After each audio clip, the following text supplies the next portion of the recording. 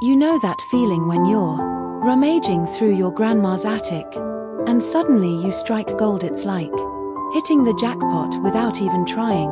Believe it or not, those hidden treasure stories you hear about actually happen.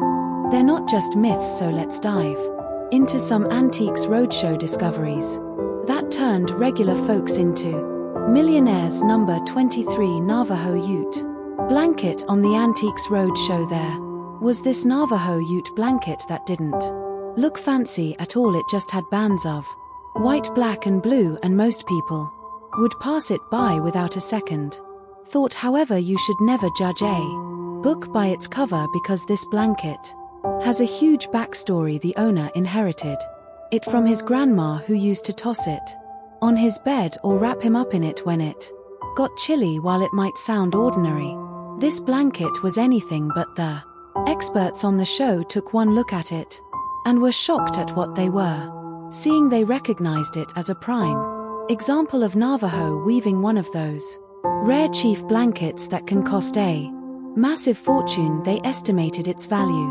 at $350,000, but it didn't end there. There was another blanket just like it, except it had been used by a cat as a birthing bed. You'd think that that would decrease the value, but nope, that one sold for $1.5 million. But wait till you see just how profitable things can get. Number 22, a mysterious painting. A college-bound student was all set to take this framed picture from her grandma's house to college, but here's the twist. When she went to open up the picture to clean it, she saw a pesky mosquito trapped under the glass, so she took the picture outside to get rid of the mosquito, and that's when she noticed something odd. It wasn't just a regular old paint, it looked like it could be an actual painting. Naturally, she decided to get it appraised, and the first two appraisals she got put it at around $200 to $250. However, when she took it to the Antiques Roadshow appraiser Meredith Hilford, she got some astonishing news. Turns out this painting, dating all the way back to 1892, was done by Henry Francois Farney. This was the same man who was famous for his stunning paintings of Native Americans. The cool thing about this specific painting was that it had this super dense grouping that collectors go crazy for. Eventually the painting got an auction value of $200,000 to $300,000, but this wasn't the only piece of art that earned a fortune at the show. Number 21, a marble lion. The market for Chinese antiques and antiquities is through the roof these days, and there's this whole new wave of rich Chinese people who love splurging on these pieces of history that have made their way out of China over the years. Things that used to be just souvenirs for tourists are now worth a ton of money. There's a lady who inherited this marble lion from her grandparents, and she thought it was from the Ming dynasty. That would have been pretty cool, but the truth was even better than that. When she took it to the Antiques Roadshow, the expert there realized it was actually from the earlier Tang dynasty, making it an actual gem from Chinese history. The expert was so blown away by it that he got emotional, and guess what? This lion was valued at $120,000 to $180,000. However, you don't even need to have such exceptional looking things to earn thousands of dollars. Number 20, pins and cufflinks. The owner of these cool pieces is the great grandson of Foxy Ned Hannon, who was a legend in the baseball world and even made it to the Baseball Hall of Fame. Back in the 1890s, he managed the Baltimore Orioles and led them to 3 straight National League pennants in 1894, 95 and 96. Now here's where it gets interesting. Along the way, Hannon was given these lapels, pins and cufflinks. They're almost like little pieces of baseball history, and nobody was surprised when appraiser Simeon Lipman was impressed. See Collectibles from the Baltimore Orioles in the 1890s are super rare and super sought after by collectors. Plus, when you throw in the fact that they're linked to someone as iconic as Foxy Ned himself, You've got yourself a real gem there. Family scored big time with this collection as they got an insurance value of $200,000. Now you might not believe it, but the next find was absolutely crazy. Number 19, a golden snake during World War II. Right in the middle of the battle, a group of soldiers gathered around a makeshift table outside their tents. They started playing a game of poker to pass the time as the cards were dealt and bets were placed. Soon a pile of pocket treasures was collected in the center of the table.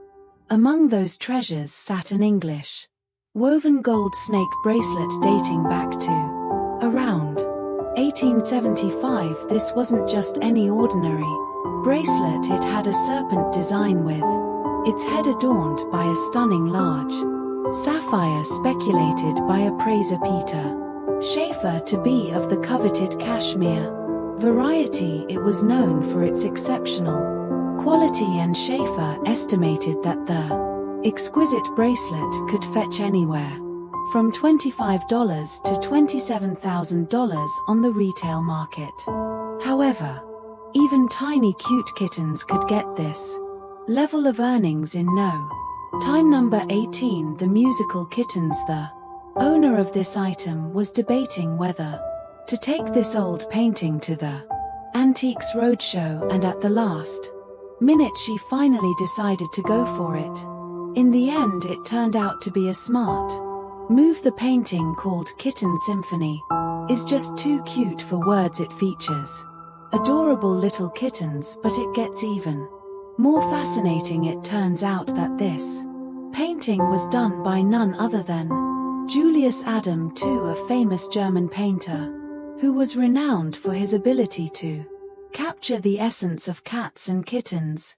He learned the art from his own father, Julius Adam Sr., who was also quite the artist. Now, of course, you know how much people love cats and dogs in life, but it's no different in the world of art collecting. Either cats and dogs are like gold in the eyes of collectors, and paintings featuring them as the center of the pieces can fetch some serious cash. So when David Weiss, the appraiser, got his hands on this beautiful old painting, he didn't hold back. He gave it an auction value of $8,000 to $122,000, but nothing beats the next find on the list. Number 17, an ornate Spanish desk. Before this desk arrived in the United States, it used to be inside the home of one of the vice presidents at Liberty, London, a renowned fabric design house. After its stay at Liberty, London, the desk was passed down to the daughter, who decided to bring it over to America. Eventually, it ended up at an auction in Norfolk, Virginia, where the current owner got his hands on it. What's so special about it, though? Well, this desk is not your average piece of furniture. It's got these intricate cubbies that are just perfect for storing all sorts of treasures or important documents. According to appraiser Karen Keene, this desk is no ordinary find. She calls it a Hispano-Moresque Varua Tarkan, built with a Spanish Moorish design dating back to around 1760. However, here's the thing, it's had some repair work done over the years, so it's a bit tricky to pin down an exact retail price. Keene estimated its insurance value to be between $10,000 and $115,000. History is what makes things priceless in the end, as you'll see with the next item as well. Number 16, Charlotte Bronte ring. A woman was poking around in her attic and she stumbled upon this dusty old locked box. The woman was on this quest to find the key when a relative swooped in and saved the day by finding it. She finally cracked open the box, and what did she find? A tiny ring tucked inside. However, this was no ordinary ring. It had these intricate designs on the outside, but it had a hinge on the edge. More surprises awaited as the woman found a braid of what Looked like hair inside the box. Now she took this bizarre find to the Antiques Roadshow hoping to solve the mystery. They uncovered an inscription inside the ring with none other than Charlotte Bronte's name and the date she passed away. The ring inside was also most likely hers. Turns out in the 19th century it was normal to make jewelry with the deceased's hair as a way to remember them. In fact, the Bronte family had some of these pieces too. In the end, the ring was worth $20,000, but wait till you hear about the next one. Number 15A. Baby doll. Way back in time when the owner was just a kid, her parents stumbled upon this pristine doll while they were out antiquing on a lazy Sunday afternoon. Now, even though the owner was dying to play with it, her parents kept it locked away behind glass, preserving its pristine condition. The doll stayed untouched for 50 long years. Once she was finally an adult, the owner decided to take this doll to a doll hospital to see what the experts had to say. However, things were not as simple as she thought they'd be. There were too many differing opinions. The doll hospital valued it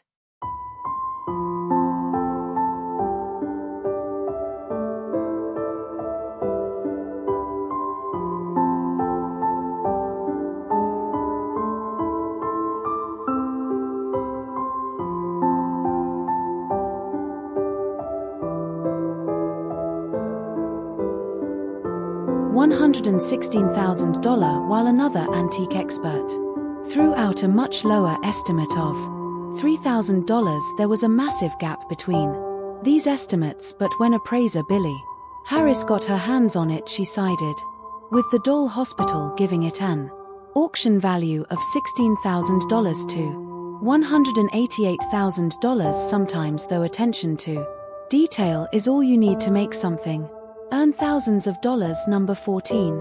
Sands of Time. If you look closely, the intricate designs inside this bottle are actually made up of individual grains of sand. The owner of this item got this sand art from their dad, but beyond that, they didn't know much about it. They only knew that it was crafted by Andrew Clemens, a talented artist from Iowa who happened to be deaf and mute. Clemens collected the sand for these beautiful artworks right from Pikes Peak National Park. The vibrant colors you see in the sand are actually from the mineral runoff found in the park rocks, and it's like nature itself played a part in creating these stunning pieces to keep the design safe and sound. There's even a wax seal keeping everything intact. Appraiser Alan Katz took one look at this marvel and decided its retail value at a large sum of $30,000 to $50,000. Artwork manages to somehow rake in thousands in no time, like the next item on this list. Number 13. A haunted portrait. This was a painting of a young sea captain from around 1790, but it wasn't just any painting. It was believed to be none other than Aaron Delano, the owner's fifth great-uncle. Now, here's where it gets very interesting. This painting has been hanging in their family home for ages, and it's got a pretty big reputation. Apparently strange things happen around it, but not in a scary kind of way. The owner swears she's heard footsteps coming from the painting even when the house is empty. Plus, on the day they were getting ready to take it to the Antiques Roadshow, the ladder slipped out from under her husband. Everyone was fine and they just laughed it off, but they also funnily blamed it on Captain Delano's mischievous spirit. What was so special about this portrait, though, according to the expert appraiser Ken Farmer, it was all about the intricate details in the painting, from the depiction of Captain Delano's profession to the tools, his holding, and even the fine stitching on his clothing. Every aspect adds to its value for collectors of Americana and folk art. The auction value of $8,000 to $110,000 is definitely nothing to be shocked by, but wait till you find out what's next. Number 12. Acre Luxus 2. What made this camera so special was that it was decked out in gold plating and adorned with lizard skin. It sounds fancy, but wait, because it gets even better. This camera was seen for the very first time on the British Broadcasting Corporation version of the Antiques Roadshow back in 2001, where it was appraised at £320,000. This equals roughly over $400,000. The rarity of this camera is defined by the fact that it's one of only 4 ever made in the world at this point. Experts believe its value has skyrocketed to over $1 million, but it only gets better with the next item. Number 11. A card table. John and Thomas Seymour are two legendary furniture craftsmen from the late 18th and early 19th centuries in Boston. Their pieces are like the holy grail of furniture, as they're found in museums nationwide. Things take a turn when a table they made shows up on the Antiques Roadshow, but get this, it's wheeled in upside down on a cart. Turns out the owner snagged this gem at a yard sale for a measly $25 after some intense haggling for $30. Even their friend doubted it, thinking it was too wobbly to hold a lamp, plus it was covered in gunk and mold. However, it's a mahogany card table and is absolutely beautiful beneath the grime. In the end, experts valued it at $225,000. If the owner had cleaned it too thoroughly and messed up its original pattern, the price would have no dived quite significantly. Then came the auction, and the table fetched a massive sum of $490,000 plus. When you add in the buyer's premium, the total hits $541,000. Now, what happens when a painting by a world-renowned artist emerges out of nowhere? Number 10. Diego Rivera's El Albanil. In a 2013 episode of the Public Broadcasting Service version of the show, a previously undiscovered masterpiece by Rivera stole the spotlight, painted during his student days in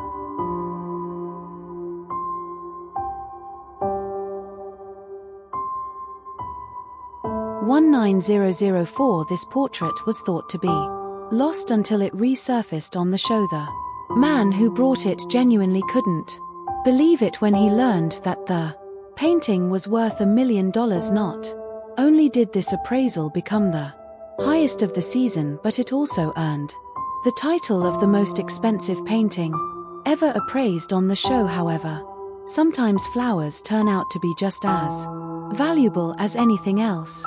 Number 9. The Fab. This isn't just any flower, it's adorned with gold, silver, rock crystal, enamel and a sparkling diamond center. Standing at 6 in tall, this flower is one of only 80 surviving botanical studies created by Fab back in the early 1900s. Here's the thing, this beautiful flower was first seen on the show's 40th anniversary in 2017, and it was brought in by 2 soldiers.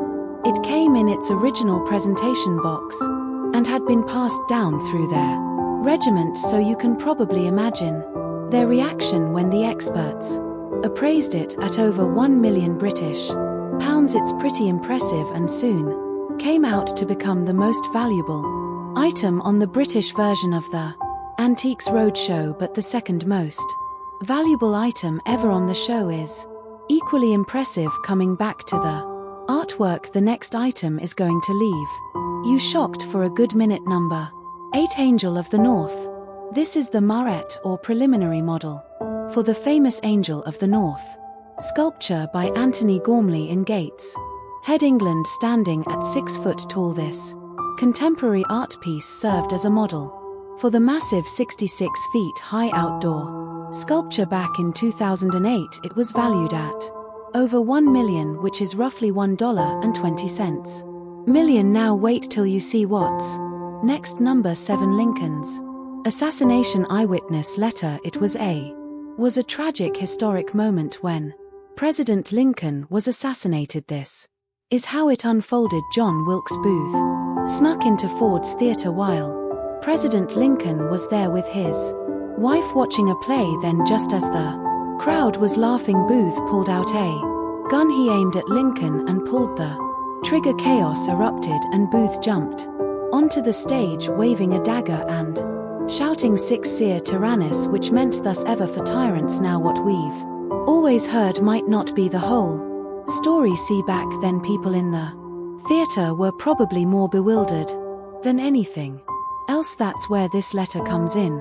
Some lady brought it to the Antiques Roadshow, and it's a first-hand account of the whole assassination written by her grandfather, who was actually there.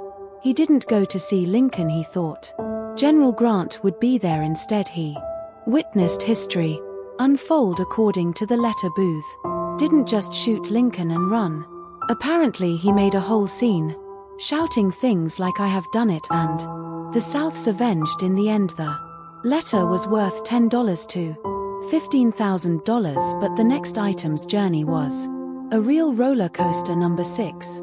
Rhinoceros horn ceremonial cups. Back in 2011, a man from Tulsa, Oklahoma brought in a collection of these cups that he had been collecting for decades, dating back to the 18th century and originating from China. These cups were quite the find. The entire collection was appraised for $1 million to $1.5 million. Now here's where it gets interesting. In the years following their appearance on the show, the value of these rhinoceros horn cups decreased quite significantly. Why? Well, it turns out that the trade in rhinoceros horns was suspended to combat the poaching of these endangered animals and the illegal smuggling of their horns. This had a direct impact on the value of the cups, with 2 of them selling at auction for much lower than what they expected. The other 3 failed to sell altogether, which makes you wonder what happens when you find a one-of-a-kind item. Number 5. A Patek Philippe pocket watch. In 2004, a viewer who came from St. Paul, Minnesota, brought in a family heirloom.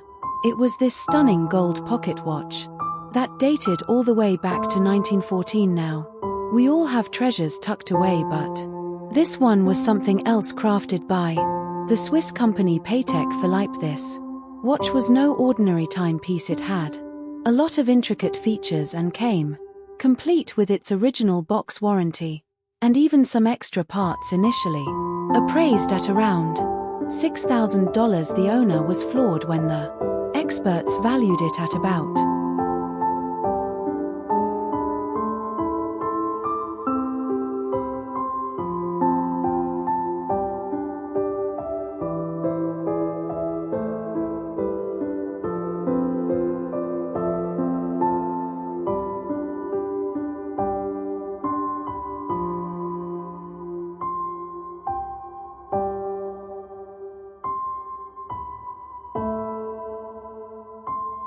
$250,000. 2 years later, the watch hit the auction block at Soube and got over $1.50 million. This turnaround was insane, and the show promptly updated its valuation to match the sale. According to Entertainment Weekly, nearly 20 years later, this item remains the most valuable item that has ever been featured on the show. However, there were more letters to come. Number 4. Walt Whitman letter. Walt Whitman had been the OG of American poets back in the day.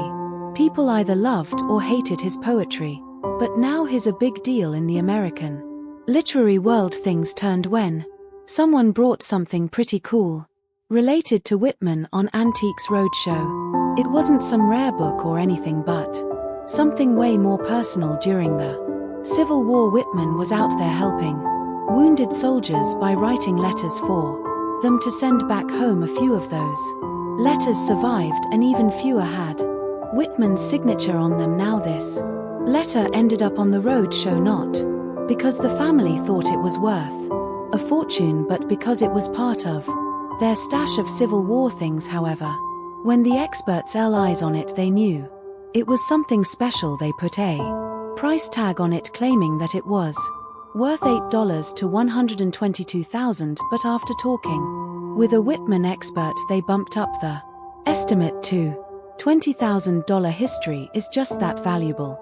And you've got more examples of that coming your way. Number 3, AB Bodhisattva statue. A bronze statue of a bodhisattva showed up, but it wasn't in perfect condition. It had lost an arm. Now you'd think a damaged statue like that wouldn't be worth much, but everybody was wrong. The owner actually stumbled upon it at an estate sale, and it was like fate or something. While all the big-time antique dealers were busy grabbing the best stuff, this statue got overlooked, so the owner snagged it for just $100.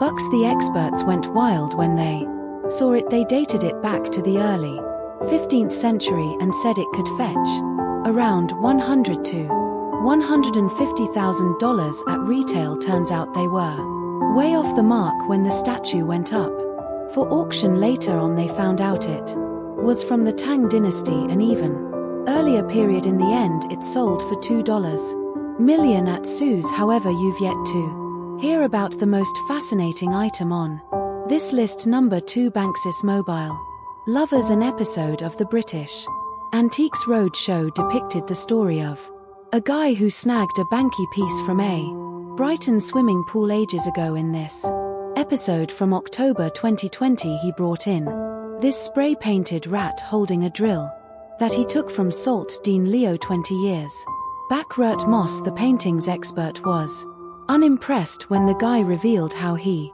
yanked it off the wall. Moss said that you need a certificate of authentication to sell a Banky, and those aren't given out for works that are snatched from public spots. Surprisingly, this wasn't the first time Moss was dealing with a Banky on the show. Back in 2014, a guy named Dennis Stinch, who managed the Broad Plain Boys Club in Bristol, came out with a painting called Mobile Lovers. It showed a couple glued to their phones while hugging, and it used to hang at the club. Moss valued it at £420,000, and this time Stinchcombe had a letter from Banky himself basically saying do what you want with it. After the episode, Mobile Lovers sold for £43,000, and that cash kept the club doing its thing in the community. However, there's more. Once you go down a rabbit hole in the Antiques Roadshow archives, the United States version has some cool stories too. In 2017, a guy came out with an oil stick drawing Bassat gave his business partner as a Christmas gift. In the 80s, it had Basquiat's famous crown emblem and was valued at $400,000. Then there was this big personality who ran into Andy Warhol at a club, got him to sign some Campbell's soup cans, and walked away with 6 signed cans worth $2,000 each. He was planning to sell them to treat his mom to a weekend in Acapulco. Then let's not forget the guy who adored his daughters Keith Haring's Swatch watch so much that he showed up at a place where Haring was painting a mural and got himself a graffiti edge shirt and a bunch of original drawings to take home. Finally, at number 1 is a sculpture that had an unbelievably humble beginning. Number 1, Barbara Hepworth sculpture. This was a paperweight turned sculpture that caused a massive stir on the Antiques Road show. Initially, this was an old paper weight that sat in a school head teacher's office for ages gathering dust. Turns out it was a Barbara Hepworth sculpture, and it was worth a lot. The